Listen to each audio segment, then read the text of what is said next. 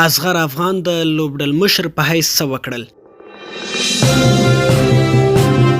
اصغر افغان د افغانستان په کرکټ ملي لوبډله کې هغه څیره وه چې په یو سخت وخت کې به یې د توپوهنې پر مهال ملي لوبډله ژغورله. نوموړی د افغان ملي لوبډلې لپاره د توپوهنې پر مهال ډیرې سیالۍ هم ګټلې وې. اصغر په 2015 میلادي کال کې د افغانستان ملي لوبډلې لوبډل مشر ټاکل شوی و چې له نږدې 4 کلونو وروسته د غورايي کمیټې د پریکړې له مخې له لوبډل مشرۍ لرې کړای شو. ویل کېږي چې له تېرو 6 میاشتو راهیسې د لوبډل مشر په ټاکل کېدلو خبرې روانې وې.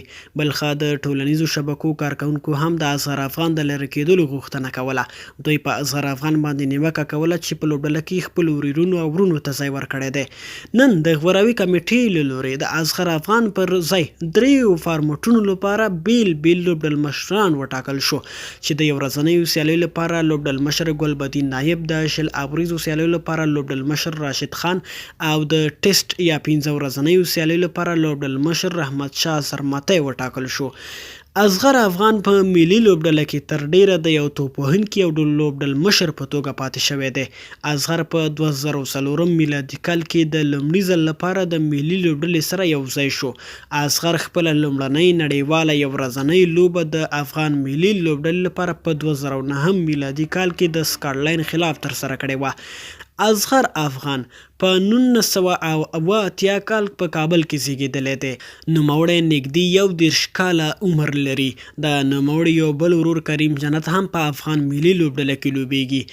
دی چې کله کرکټ ته راغی لومړنی نوم یې اصغر سلام خیل و، بیا وروسته یې تخلص بدل کړ او د اصغر ستانکزي په نوم ولوبېده. خو په 2013 کال کې بیا د اصغر افغان په نوم یو ځل بیا راښکاره شو. اصغر افغان د 2015 میلادي کال نه تر 2019 کال پورې د افغان لوبډلې کامیابه لوبډل مشري په غاړه درلوده. د اصغر د لوبډل مشرۍ پر مهال افغانستان د کرکټ نړیوالې شورا یا ICC څخه د بشپړ غړیتوب او ټیسټ کرکټ دریځ هم ترلاسه کړ.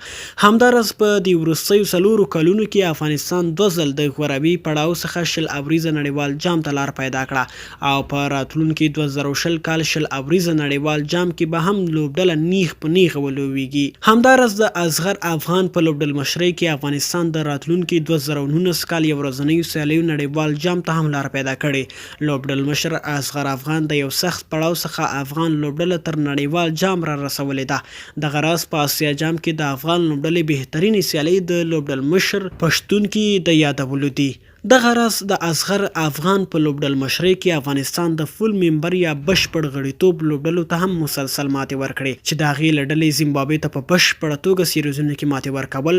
همداراز نړیوال جام اتلانو ویسټ انډیز ته هم په پرلهپسې توګه ماتې ورکول، بنګلادیش ته په سیریزونو کې ماتې ورکول او سریلانکا ته په یوې سیالۍ کې سخته ماتې ورکول دي. دغه راز آیرلینډ لوبډلې ته هم په مسلسله توګه سختې ماتې ورکول د اصغر افغان په لوبډل مشرۍ کې. همداراز د اصغر افغان په لوبډل مشرۍ کې د نړیوالو لوبډلو په قطار کې نږدې وهندۍ لوبډلې ته هم په 2013 کال اسیا جام کې ماتې ورکړې، خو هغه لوبه یې مساوي پای ته ورسېده.